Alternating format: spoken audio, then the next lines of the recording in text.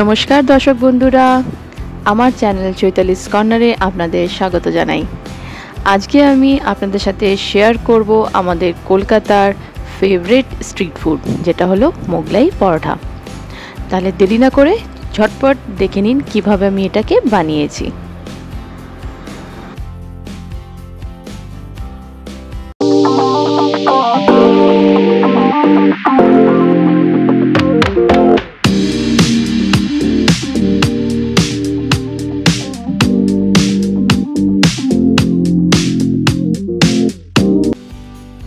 তো মোগলাই পরোটা বানাবো, তার জন্য তো ময়দা লাগবে। তো সব থেকে আগে আমি এখানে ময়দাটা আগে মেখে নিচ্ছি। ময়দা নিচ্ছি প্রায় 3 কাপ মতো। আর এখানে ময়দার সাথে সাথে আপনার টেস্ট অনুযায়ী দেবেন নুন। আর একটু নরম করে মাখতে হবে, তার জন্য আমি এখানে ইউজ করছি 2 চামচি মতো সাদা তেল। এরপর জল দিয়ে এটাকে আমি নরমভাবে মেখে নেব। এই পরোটাটা বানাতে সাদা ময়দা ব্যবহার করা হয় ইউজুয়ালি। আপনারা চাইলে নর্মাল আটাও ব্যবহার করতে পারেন, কিন্তু টেস্ট বেশি ভালো সাদা ময়দাতেই হবে। আর এই পরোটাটা ঠিক খামের মতো ভাজ করা হয়। আর প্রচুর পরিমাণের ভেতরে মশলা থাকে আর স্টাফিং থাকে কিছু, সেগুলো সব আপনাদের বলবো কী কী এর ভেতরে দেওয়া হয়েছে। আর ক্রিস্পি যেহেতু এটাকে খুব ডিপ ফ্রাই করে ভাজা হয়। আর ছোট ছোট চৌকো করে কেটে আলু একটা তরকারি বানানো হয়, তার সাথে শসা, পেঁয়াজ, সালাদ দিয়ে এটা পরিবেশন করা হয়। কিন্তু কখন এবং কিভাবে এই আকর্ষণীয় খাবারের উদ্ভব হয়েছিল? মোগলাই পরোটা নিয়ে মজার মজার গল্প রয়েছে, তার মধ্যে একটি গল্প আমি আপনাদের সাথে শেয়ার করব। বাট তার আগে আমি বলে দিচ্ছি, এখানে আমি ময়দাটা মেখে রেখেছি আর কিছুক্ষণ এটাকে ঢেকে রাখবো, প্রায় আধা ঘন্টা মতো। ততক্ষণে আমি একটা তৈরি করে নিচ্ছি তরকারি। সিম্পল আলুর তরকারি, এটা তো আর কিছু দেখানোর মতো নেই। নর্মাল যেটা আপনি পছন্দ করেন সেভাবে আপনি একটা বানাতে পারেন। তো এখানে আমি তরকারিটা বানিয়ে ফেলেছি একটু মাখা মাখা করে। এই তরকারিটাতে শুধু রয়েছে আলু, পেঁয়াজ আর একটু সামান্য জিরে গুঁড়ো, ধনে গুঁড়ো, হলুদ, নুন, কাঁচা লঙ্কা এসব দিয়ে একটা মাখা মাখা তরকারি করেছি, একটু ধনেপাতা দিয়েছি। এরপর মোগলাই পরোটার স্টাফিংটা রেডি করব। তার জন্য নিয়েছি এখানে বিস্কুটের গুঁড়ো, এটা আপনি যে কোনো মুদি দোকানে পেয়ে যাবেন। আর রয়েছে পেঁয়াজ, ধনেপাতা আর কাঁচা লঙ্কা। তাহলে চলুন এবার রেডি করে নিই পুরটা। প্রথমে ডিমটা ফাটিয়ে নিচ্ছি।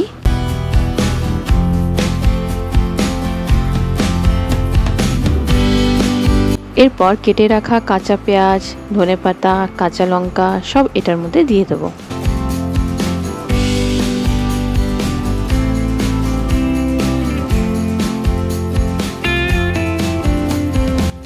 এরপর হাফ চামচ নুন দিয়ে এটাকে ভালো করে মিক্স করে নেব।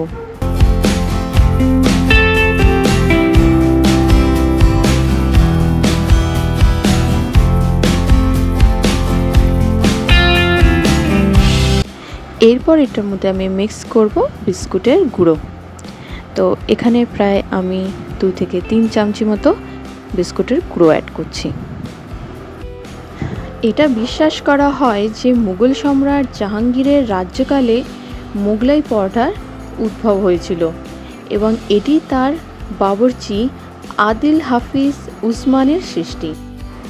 সম্রাট প্রতিদিন খাওয়ার সময় ওই একই পুরনো পরোটা আর মাংস খেয়ে খেয়ে ক্লান্ত হয়ে পড়েছিলেন। তাই তিনি তার রাঁধুনিকে 10 দিনের মধ্যে একটি নতুন কোনো রেসিপি নিয়ে আসার জন্য নির্দেশ করেছিলেন। আর সেই রান্নার লোকটি ঠিক 9 দিনের মাথায় এই খাবারটা ওনার সামনে পরিবেশন করেন। আর জাহাঙ্গীর এতটাই আনন্দ হয়েছিল এই খাবারটা খেয়ে কি সেই রান্নার লোকটিকে 1001টি স্বর্ণ মুদ্রা এবং একটা জায়গির উপহার করেছিলেন। ঠিক তারপর থেকেই এই খাবারটা এতটা ফেমাস। তাহলে আবার রান্নার দিকে ফিরে আসি। এবার আমি যে পরোটাটা বেলে নিচ্ছি, তো এটা একটু বড় করে বেলতে হয় বলে আমি আর এটাকে ওই যেটার মধ্যে আমি বেলি তার মধ্যে আর বেলছি না, নর্মাল আমি প্ল্যাটফর্মে রেখে বেলছি যাতে একটু জায়গাটা পাওয়া যায়। তো যেহেতু এটাকে পাতলা করে অনেকটা করে চওড়া করে বেলতে হবে, যেহেতু এর ভেতরে পুর যাবে, তারপরে এটাকে প্যাকেটের মতো বানাতে হয়, চতুর্দিক থেকে এটাকে কভার করতে হয়। তো আমি নর্মাল প্ল্যাটফর্মটাকে ভালো করে মুছে ওর উপরেই বানাচ্ছি। ভিডিওটা যদি আপনাদের ভালো লেগে থাকে অবশ্যই কিন্তু একটা লাইক, কমেন্ট, শেয়ার, সাবস্ক্রাইব করবেন। যারা আমার চ্যানেলটা প্রথমবার দেখছেন, যারা আমার ভিডিওটা প্রথমবার দেখছে, তাদের কাছে অনুরোধ করব প্লিজ আমার চ্যানেলটা সাবস্ক্রাইব করে পাশে থাকবেন। আর যারা আমার চ্যানেল অলরেডি সাবস্ক্রাইব করে রেখেছেন তাদেরকে অনেক অনেক ধন্যবাদ এভাবে আমার পাশে থাকার জন্য। তো যেহেতু আমি এখন এটাকে বেশ অনেকটা বড় করে বেলে ফেলেছি, এবার এর মাঝখানে আমি স্টাফিংটা দিয়ে দেব।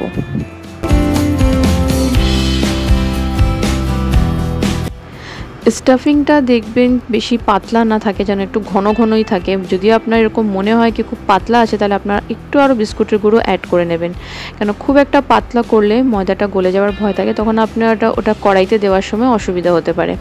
তো একটু ঘন করে এভাবে পেস্টের মতো করে নিলে খুবই ভালো হয়।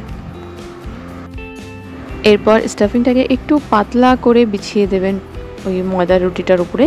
আর এরপর আমি এটাকে প্যাকেট বানিয়ে দিচ্ছি। দুপাশ থেকে এরপর একটার উপরে একটা দেবেন, আর একটু যাতে ওটা সিল হয়ে যায়, কোনো দিক থেকে যেন স্টাফিংটা বেরিয়ে না আসে সেইভাবে। আর যেখানে এটা জোড়া লাগছে সেটা একটু চেপে দেবেন যাতে ওটা খুলে না যায় তেলে দেওয়ার সময়। তাহলে আমার এই প্যাকেটটা রেডি, মানে পরোটাটা রেডি। এবার এটাকে ভেজে নেব। একটা লোহার কড়াই নিয়েছি, তার মধ্যে আমি পরিমাণ মতো তেল নিচ্ছি, প্রায় 1 থেকে 2 চামচি মতো। একটু বেশি তেল নিতে হবে যেহেতু এটা একটু ডিপ ফ্রাই মতো হয়। তেলটা যখন একটু গরম হয়ে যাবে চেক করার জন্য আমি একটুখানি ময়দার একটা টুকরো ফেলে দেখি, যে দেখি ওটা ভেজে ভেজে উপরে উঠছে, তার মানে তেলটা বেশ ভালোভাবে গরম হয়ে গেছে। এরপর আস্তে করে আমি পরোটাটাকে ধরে এই তেলটার মধ্যে দিয়ে দেবো। খুব সাবধানে এটা দিতে হবে, খুব ভালো করে হাই ফ্লেমে একটু কড়া কড়া করে ভাজতে হবে। এখন অনেক বন্ধুরা ভাববেন কি কে এত খাটনি করবে, সোজা দোকানে যাব টাকা দিয়ে খাবো। সেটাও করা যায়, সেটা আমি বলছি না করা যায় না, অবশ্যই করা যায়। কিন্তু কি বলুন তো, যারা একটু মানে হাইজিন ব্যাপারটাকে ভেবে চলে তাদের জন্য বলবো বাড়িতে করেই খাওয়াটা ভালো। ওরা কি না কি তেল ইউজ করছে, পাম অয়েল ইউজ করছে, কতদিন রাখা তেল ইউজ করছে, তার সাথে 2 হাত দিয়ে ময়দা মাখছে, আলু পেঁয়াজ ঠিক মতো ধুচ্ছে না। এসব চিন্তা ভাবনা করলে না আর বাইরে খেতে ইচ্ছে করে না। তাই যখনই আমার কিছু মন চায় আমি এবার সুন্দর করে ঘরেই বানিয়ে নিই, পরিষ্কার পরিচ্ছন্ন, খেতেও ভালো লাগে। তো রেসিপিটা কেমন হয়েছে অবশ্যই কিন্তু কমেন্ট বক্সে জানাবেন। আর আপনারাও একবার ট্রাই করবেন, ট্রাই করে আমাকে বলবেন কি কেমন হয়েছিল। তাহলে দেখুন আমি সুন্দরভাবে এটাকে ভেজে নিয়েছি দুপাশ থেকেই। এবার এটাকে আমি কড়াই থেকে নামিয়ে ফেলবো আর 4 টুকরো কাটবো। 4 টুকরো কেটে এবার আমি এটা সুন্দর করে প্লেটে সাজিয়ে নিচ্ছি।